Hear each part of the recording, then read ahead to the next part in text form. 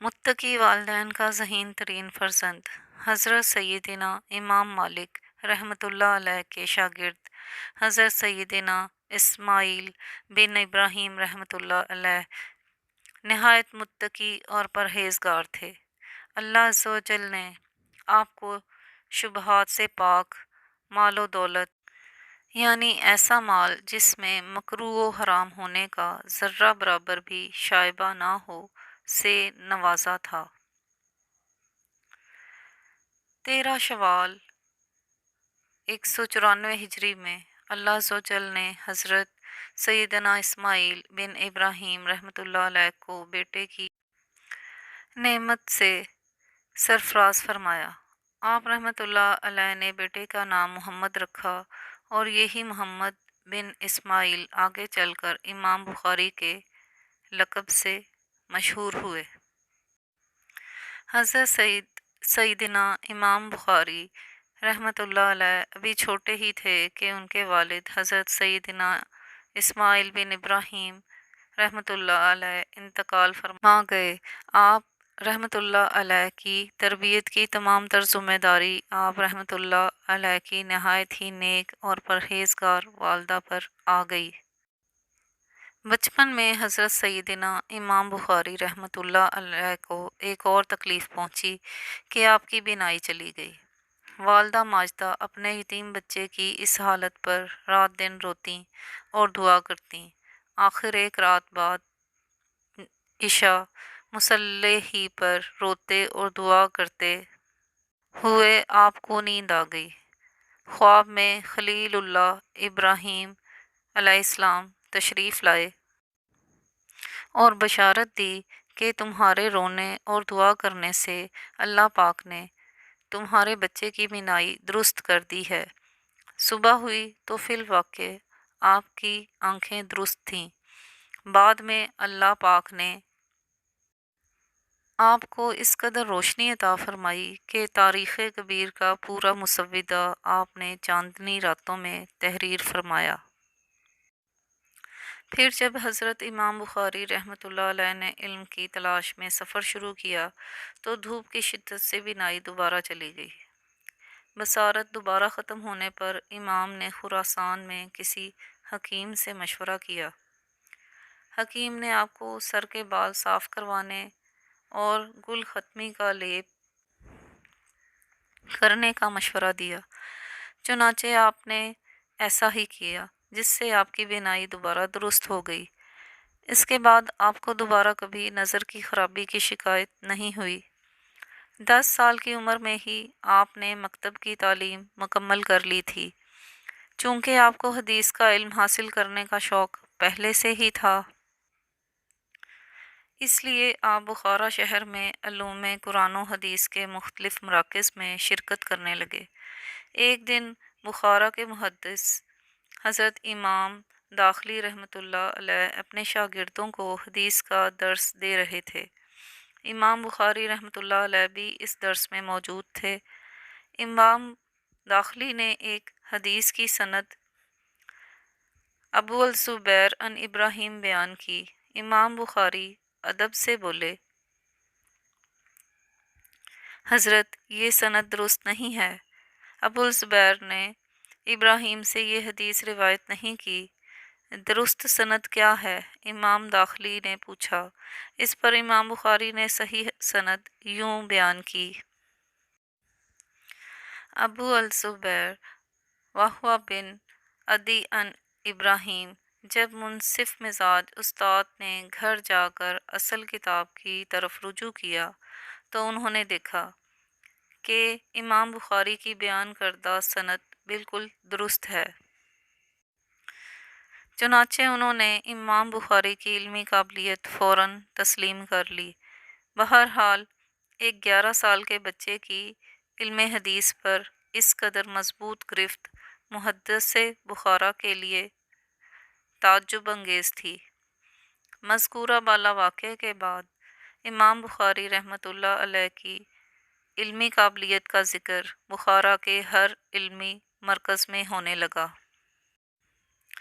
वक्त गुज़रता रहा اور آپ بخارا کے محدثین سے فیض حاصل کرتے ہوئے ذخیرہ حدیث کو محفوظ کرتے رہے۔ آپ نے بخارا کے بہت سے محدثین کی کتابیں زبانی یاد کر لیں۔ آپ نہ صرف 70,000 سے زائد حدیثیں حفظ کر چکے تھے بلکہ ان حدیثوں کی سندیں اور رجال کے حالات بھی آپ کو برنوق زباں یاد ہو چکے تھے۔ یہ سارا علم آپ نے اپنے شہر بخارا میں رہتے ہوئے ہی حاصل کر لیا تھا، اور ابھی آپ نے علم حدیث کے حصول کے لیے کوئی سفر نہیں کیا تھا۔ بخارا کے علمی مراکز میں حدیث کا علم حاصل کرتے ہوئے 6 سال مزید گزر گئے۔ 210 ہجری میں جب امام بخاری رحمۃ اللہ علیہ کی عمر 16 سال ہوئی تو آپ کی والدہ ماجدہ آپ کو اپنے ساتھ حج پر لے گئیں۔ چنانچہ امام بخاری رحمۃ اللہ علیہ نے اپنی والدہ اور اپنے بھائی احمد کے ساتھ فریضہ حج ادا کیا، اور پھر انہوں نے والدہ کی اجازت سے مکہ المکرمہ میں رہائش اختیار کر لی۔ آپ نے مکہ میں 2 سال قیام کیا۔ اس عرصے میں آپ رحمۃ اللہ علیہ ابو بکر عبداللہ بن الزبیر، علامہ حمیدی، ابو الولید احمد بن الرزقی اور عبداللہ بن یزید جیسے اکابر علماء سے حدیث کا علم حاصل کرتے رہے۔ سال 212 ہجری میں آپ رحمۃ اللہ علیہ مدینہ المنورہ چلے گئے۔ مدینہ طیبہ میں آپ کا قیام تقریباً 4 سال رہا۔ یہاں آپ رحمۃ اللہ علیہ ابراہیم بن منذر، ابراہیم بن حمزہ، ثابت محمد بن عبید اللہ اور مطرف بن عبداللہ وغیرہ وغیرہ جیسے اکابر محدثین و علماء کرام سے علم حدیث حاصل کرتے رہے۔ اس کے علاوہ آپ نے مدینہ طیبہ میں قیام کے دوران اپنی کتاب تاریخ کبیر کا مسودہ بھی چاندنی راتوں میں تحریر کیا۔ حجاز شریف میں آپ نے 6 سال قیام کیا۔ اس کے بعد آپ بصرہ، کوفہ اور بغداد گئے۔ کوفہ اور بغداد کے متعلق امام بخاری رحمۃ اللہ علیہ کا اپنا قول ہے: میں شمار نہیں کر سکتا کہ میں بغداد اور کوفہ میں کتنی دفعہ گیا ہوں۔ امام بخاری رحمۃ اللہ علیہ کے ایک ہم عصر حاشد بن اسماعیل فرماتے ہیں کہ بصرہ میں قیام کے دوران میں اور امام بخاری اکٹھے ایک درس میں جایا کرتے تھے۔ سب لوگ لکھتے رہتے تھے مگر امام بخاری محض سنتے ہی تھے، لکھتے نہ تھے۔ 16 دن بعد جب میں نے ان سے نہ لکھنے کے متعلق دریافت کیا تو انہوں نے فرمایا کہ جو کچھ تم نے اب تک لکھا ہے لے آؤ اور مجھ سے زبانی سن لو۔ میرے پاس 15,000 سے زیادہ احادیث لکھی ہوئی تھیں۔ یہ ساری احادیث انہوں نے محض اپنی یادداشت کے بلبوتے پر اتنے اہتمام سے سنائیں کہ بعض مقامات پر مجھے اپنی کتابت کو درست کرنا پڑا۔ سلطنت عباسیہ کا دارالحکومت بغداد میں تھا، اس لیے بڑے بڑے علماء کرام و محدثین اس شہر میں جمع ہو گئے تھے۔ اسی وجہ سے علم حدیث کی طلب میں امام بخاری بار بار بغداد کا سفر کرتے رہے۔ علوم و فنون کے اس مرکز میں حضرت امام احمد بن حنبل رحمۃ اللہ علیہ جیسی نامور شخصیت کی موجودگی کے باوجود امام بخاری کی شہرت سے پورا بغداد گونج اٹھا۔ شہر کی ہر مسجد، ہر مدرسہ اور ہر خانقاہ میں علم حدیث کے متعلق آپ کی ذہانت و مہارت کے بارے میں ذکر ہونے لگا۔ ایک مرتبہ جب آپ بغداد تشریف لائے تو بغداد کے محدثین نے آپ کا امتحان لینے کا فیصلہ کیا۔ انہوں نے ایک سوچی سمجھی ترکیب کے تحت 100 احادیث نبوی صلی اللہ علیہ وآلہ وسلم کا انتخاب کیا، اور پھر ہر حدیث کے متن میں دوسری حدیث کی سند ملا دی۔ پھر ان 100 احادیث کو 10 آدمیوں پر برابر تقسیم کر دیا۔ چنانچہ مقررہ دن اور مقررہ وقت پر سارا شہر اکٹھا ہو گیا۔ ان آدمیوں نے باری باری امام بخاری کے سامنے احادیث پڑھنا شروع کیں۔ ہر حدیث سننے کے بعد امام یہی فرماتے کہ میں اس حدیث کو نہیں جانتا، جب ساری احادیث پڑھ کر سنا دی گئیں اور امام نے ہر حدیث سے لا علمی ظاہر کر دی تو لوگوں کی اکثریت نے تصور کر لیا کہ امام بخاری کو محدثین بغداد نے زیر کر لیا ہے۔ لوگ طرح طرح کی باتیں کر رہے تھے۔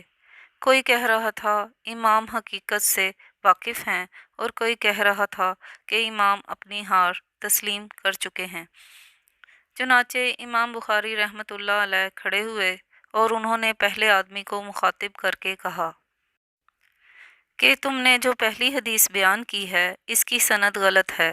پھر انہوں نے اس حدیث کی اصل سند بیان کی۔ اس کے بعد آپ نے باری باری تمام احادیث کی صحیح سندیں بیان کر دیں۔ اہل بغداد امام بخاری کے فن حدیث پر اس قدر مہارت اور گرفت دیکھ کر حیرت زدہ رہ گئے اور انہیں تسلیم کرنا پڑا کہ اس وقت فن حدیث میں ان کا کوئی ثانی نہیں ہے۔ اس کے علاوہ امام بخاری نے مروہ، بلخ، ہرات، نیشاپور، رے اور بہت سے دور دراز شہروں کا سفر کیا۔ امام بخاری خود فرماتے ہیں کہ انہوں نے 1000 سے زیادہ اساتذہ سے احادیث سماعت کی ہیں اور تمام احادیث کی سندیں اور راویوں کے حالات انہیں یاد ہیں۔ ایک دفعہ آپ سخت بیمار ہو گئے۔ جب طبیب نے آپ کی غذا کے متعلق دریافت کیا تو پتہ چلا کہ آپ صرف سوکھی روٹی ہی کھاتے ہیں، سالن کا استعمال نہیں کرتے۔ مزید دریافت کرنے پر پتہ چلا کہ آپ 40 سال سے سوکھی روٹی پر ہی گزارا کر رہے ہیں۔ چنانچہ طبیب نے روٹی کے ساتھ سالن کا استعمال تجویز کیا، مگر آپ نے علاج سے انکار کر دیا۔ آخر کار اساتذہ کے مجبور کرنے پر روٹی کے ساتھ شکر کھانی شروع کی۔ دوسری صدی کے آخر میں کئی مسندات تحریر ہو چکی تھیں۔ ان مسندات میں مسند امام احمد بن حنبل، مسند امام ابو بکر بن ابی شیبہ، مسند امام اسحاق بن راہویہ، مسند امام عثمان بن ابی شیبہ خاص طور پر قابل ذکر ہیں۔ امام بخاری نے مذکورہ بالا تمام تصانیف کا مطالعہ کر کے اپنے علم حدیث میں خوب اضافہ فرمایا۔ تاہم ان کتابوں کے مطالعے سے انہوں نے مشاہدہ کیا کہ صحیح، احسن اور ضعیف ہر قسم کی احادیث مذکورہ کتابوں میں درج کر دی گئی ہیں۔ چنانچہ انہوں نے امت کے سامنے نبی کریم صلی اللہ علیہ وآلہ وسلم کی صحیح احادیث کی ایک مختصر مگر جامع کتاب لانے کا مصمم ارادہ کر لیا۔ لہٰذا انہوں نے اپنی اس شہرہ آفاق کتاب کا نام صحیح بخاری تجویز کیا اور اس پر کام شروع کر دیا۔ آپ سفر و حضر میں ہر وقت صحیح بخاری کی تالیف میں مصروف رہتے۔ آپ جیسے جیسے شہروں کا سفر کرتے آپ کے ذخیرہ حدیث میں اضافہ ہوتا رہتا۔ اس کے ساتھ ساتھ اسناد کی تحقیق کا کام بھی جاری رہتا۔ جب بھی اور جہاں بھی کسی حدیث کی سند کے صحیح ہونے کا پختہ یقین ہو جاتا تو آپ اس پر نشان لگا دیتے۔ بہرحال احادیث کے متن اور ان کی اسناد کی تحقیق مکمل کرنے کے بعد امام بخاری رحمۃ اللہ علیہ نے بیت اللہ شریف میں اس کتاب کو حتمی شکل دی۔ آپ نے 6 لاکھ احادیث کے ذخیرے میں سے چھانٹ چھانٹ کر صحیح احادیث کا انتخاب کیا۔ اس کے علاوہ آپ ہر حدیث کے لیے 2 رکعت نماز پڑھ کر استخارہ کرتے اور جب اس حدیث کی صحت کا کامل یقین ہو جاتا تو اسے درج کر لیتے۔ یوں اس عظیم کتاب کی تالیف مکمل کرنے میں آپ کو 16 سال کا عرصہ لگ گیا۔